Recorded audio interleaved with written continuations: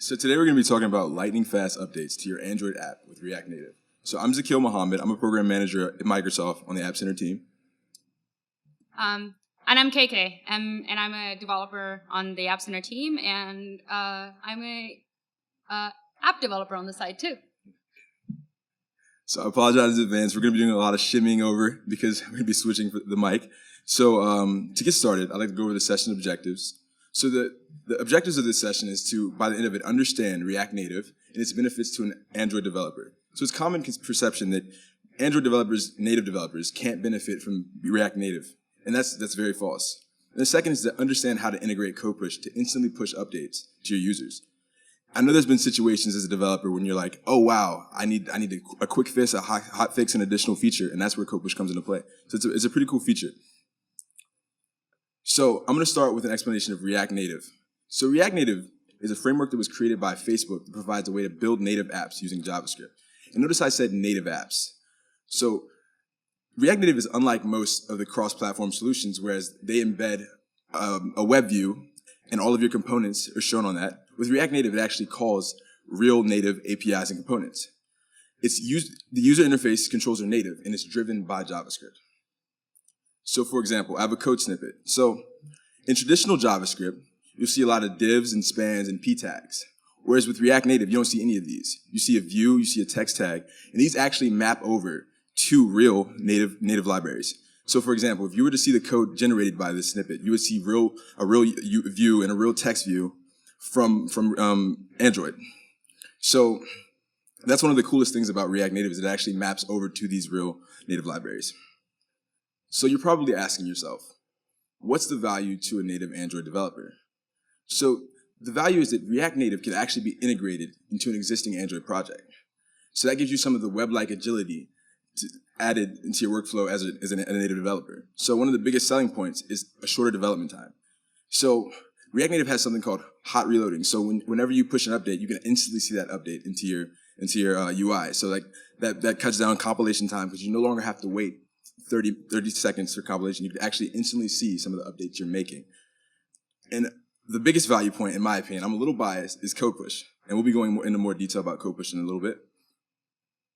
So from an architecture standpoint, so the way it works is your Java code compiles down to your native binary, and then you have your React Native code, and that compiles down to your JS bundle. And these come together and are bundled together to create an app, which would be in the Google Play Store. So I've explained sort of like how React Native works in the architecture of it. So I'm going to pass it over to KK to show you like real time how React Native works. Okay. So I know we've sort of, how many of you, like there are a few of you. So like, do you guys develop on Android, Java, Kotlin? What's your Kotlin, Java, right? And that's the reason I ask is because every time I say, oh, I've done React Native development for Android, people are like, why? Like, why? And so I kind of want to show that and be a part of that journey that I have gone through. Sorry, I have to end the slides show. Okay. So I, right here, have a simple app. It's just a counter. You add a few times, you subtract a few times. So yeah, I'm actually going to be like touching real code, actually have an app, so things can break. We'll see how it goes. So like everybody is developing and debugging all the time. It's a simple app. It has a counter. You can add, you can subtract. When it's odd, it'll increment. This increments async, so it just happens as I'm clicking. So it doesn't really. It's a promise call, which is I think a really cool part of using JavaScript. That there are ways to actually do asynchronous calls in Java, but the ease as which you can create asynchronous methods in JavaScript kind of makes it useful, which is why I thought this was a great app. So as you see, the folder structure of this app is very straightforward. Usually you would have your Android element, you would have your Gradle file, you'd have your app, you'd have all the build config and things like that. The idea is that it's one layer up. You now have a React Native, a JavaScript portion, and the cool part is you can see I have an iOS component as well, and you can potentially, this app can be used on iOS and Android as well. Can you guys see? Should I make it bigger? Is that better? Yeah. Cool. So this is a simple app. If you guys are interested, as I'm going forward, this app is actually uploaded and ready to be downloaded on your phone and released. So if you want to follow along with the magic of CodePush, you can use this QR code or go to aka.ms/droidConRN, React Native, and download the app. If you need an account, just use GitHub or Facebook or something. It's a one-click get an account. It's a public link, so you don't have to do anything other than just downloading it. So if you want to follow along, feel free to take, I'll give it a second. But this app is an open source app that I think CT created, and it's a simple app. The reason I took one of these apps is because I wanted to say that, I didn't make this app. I didn't make it in a particular structure. I didn't create it in some way for CodePush to work. It can work anywhere. And so I just picked a random app that was cool, had some cool JavaScript aspects to it, and went with it. I'm going to keep it there for just a second. I see people. aka.ms/droidConRN.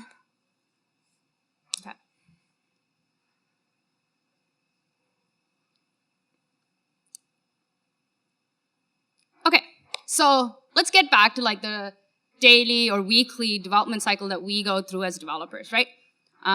There's some feature we're working on. There is a particular change we want to do. Let's say we want to make a cool change for this app that's being used in droidCon and want something special or something fancy for droidCon to show up. It's not going to be that fancy, but let's just say that.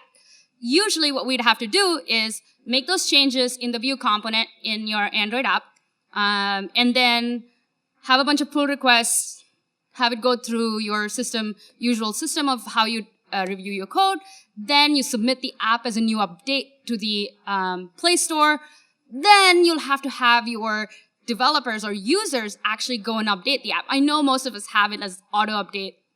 Let's be honest, but there are people who don't auto update apps, and so that also sort of makes your changes not go through, and you have no idea how many of your users or app users actually have seen your changes and gone through.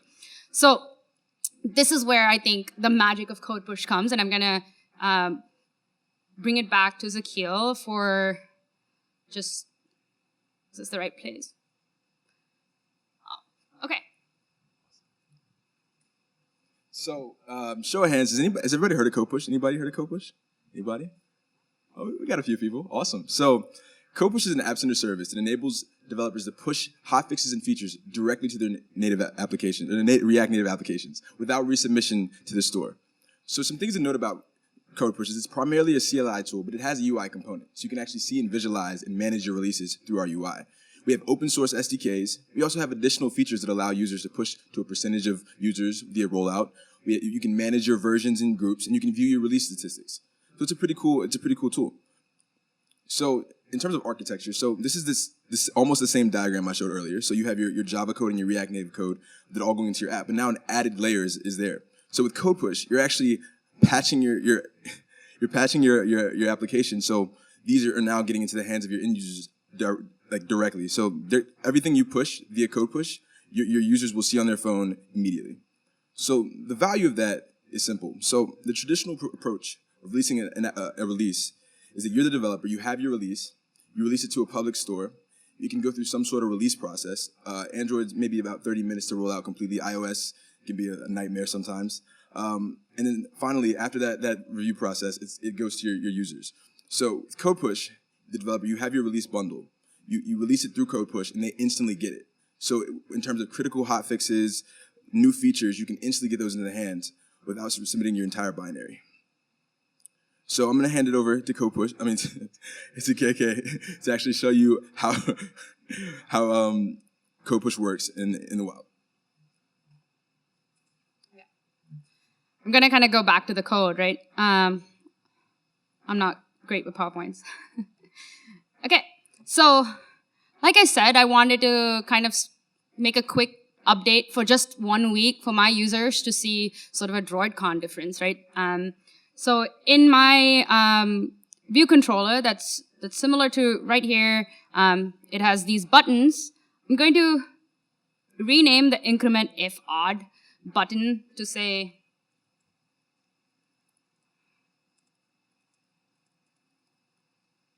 droidCon New York was a blast. We're almost done, and it was amazing. So I'm just going to have the button say that. I also want to give it a little bit of touch, maybe change it to the Android green. And I've already luckily have the color and the setup right below for the button droidCon. So changing the styles. This is straightforward JavaScript where it's a touchable highlight which directly translate, like what Zakeel said earlier, directly translates to a native Android component. So here, I want to use the droidCon background color. Cool. So I did this change, but I haven't done anything about CodePush. I want to push this, and I feel like this is important, and I want it to go immediately to my users. So there's 3 steps. There's 3 steps to get your app ready for CodePush.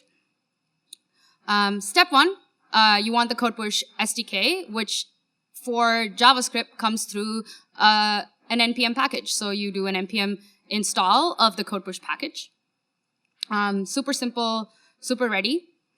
There's also like a lot of instructions to manually integrate CodePush with your app, but a one-line React Native link, React Native CodePush will integrate your React Native app to CodePush. So what does link do, right? Like, I want to know what it does. What is it changing in my app? A few things. One, it updates your Android app's Gradle file to also build the CodePush binaries along with it, so it adds the SDK. The other thing that happens is you CodePushify your app. So in your overall context, there is a CodePush element added, and you're basically putting CodePush as a wrapper on your app. At this point, your app can access all of the CodePush libraries and SDKs. So then I've made the change, and the last step to actually using CodePush is to make a release. You need to get the App Center CLI, you need to do all of that stuff, but once you have that, it's just App Center CodePush, release my React for this app, right? And so I do this, and it's going to take a minute, maybe less, based on the Wi-Fi, because it's bundling this app, bundling the diff of the changes that you've made, and uploading it to a server where now it's ready for the app that is on your phones, that's on your phones right now, to be able to use it, right? As we're waiting for it, it's almost ready. So as we're waiting for it, okay, some weird error, as usual. I have a way out of it. So as we're waiting for it, the thing that I wanted to kind of communicate is just like the way you can customize CodePush, right? One, currently I'm just using it as the basic standalone link React Native CodePush. I haven't changed anything about it. The things that you can add is CodePush Sync. What it does is you can force the update to be mandatory for your users. You can also make it immediate, so it's instantaneously updated. You can set build configuration. So let's say you have a version that's internal, version that's external. You can have it, so you have the same app. You can set up build configurations for CodePush. You could have multiple deployments. So let's say you are deploying it to, again, an internal customer. You could actually have it different staging, different deployments, and you can promote your internal to your external. So that's all just one command, one option, and sometimes a UI that you can switch. You could also do a rollout base. So let's say you want to roll it out to only 30% of your users, not everybody, in some ways A/B testing it. Then you could specify in that command line that I said, App Center CodePush release React, you could specify the rollout, and it's going to go to only a certain amount of those users. Okay, so let's look at the app. Since I didn't set it to immediate, it's going to, and mandatory, it's going to have to need a close down. So I close down the app. I'm going to open it again, and hey, it says, droidCon New York was a blast. I'm going to click it. You can't see it. Oh no. Oh well. Can you see this now? Okay, anyways, I closed the app, I opened it, and there was droidCon New York. Oh. There you go. You can see the app. It's an instantaneous update. I didn't send it to the App Store. I just pushed the update. I restarted the app. And if you have the app, you can restart it right now, and it should actually show up. droidCon was a blast, and you can click it. It's the green color that we added. And so now I have I've updated and made changes to where I wanted to go. Sorry, I closed the PowerPoint. I'm going to open the PowerPoint again.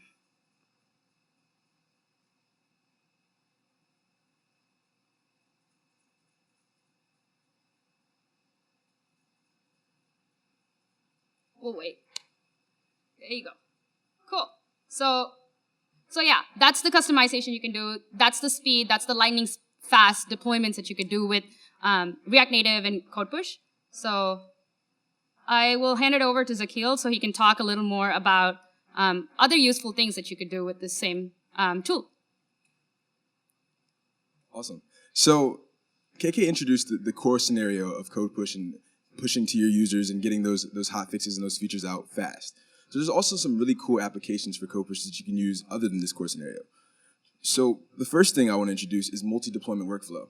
So you can have multiple destinations. So say you have a QA team, you have a team of external or internal stakeholders, you have your production environment. So you can actually have deployments for each of these and have different releases in these different deployments. So this enables you to have a workflow that's very customizable and allows you to basically send different types of releases to different people.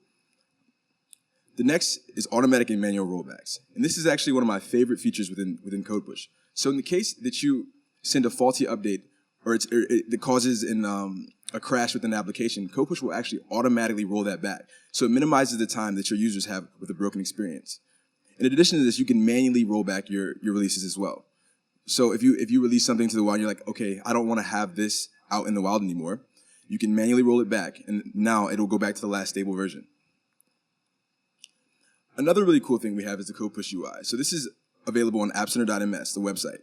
So we give you all of your release history for CodePush, some metrics associated with it. So you can see your status, whether it's enabled or disabled. You can see whether you marked it as a mandatory update, the number of rollbacks that have occurred within that release, the active devices, and the date it was released. And by clicking on one of these releases, you can see some additional metrics. So you can see the overall rollout of that particular release. You can see a description. You can see the number of active devices that are using that release. So you get to see some really cool metrics within the UI that it's a little easier to digest than when you're using the CLI.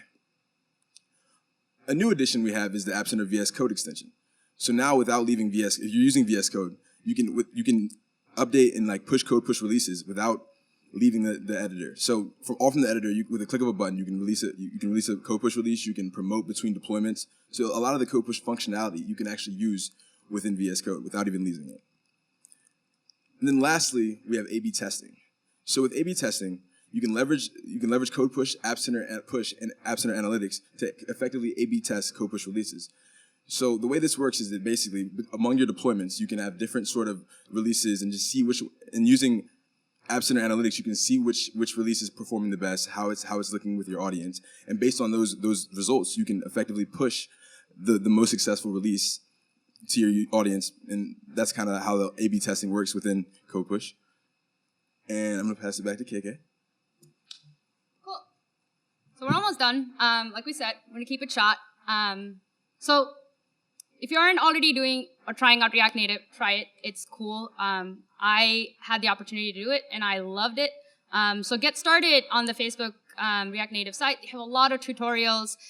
They have amazing tutorials about how you can start with a native Android app that you have that's written in Java or Kotlin, and just add one component that's React Native, right? One little button press that brings up a new component.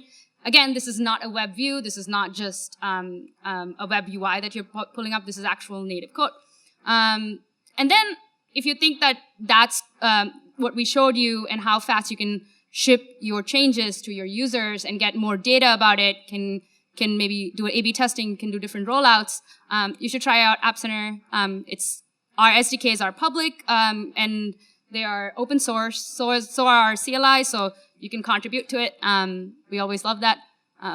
Yeah. Any other questions for us?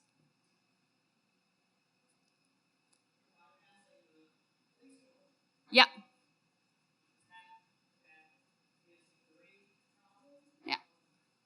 So specifically, I can let Zakeel answer this more detail, but like specifically, we're only updating the JavaScript portions of the app.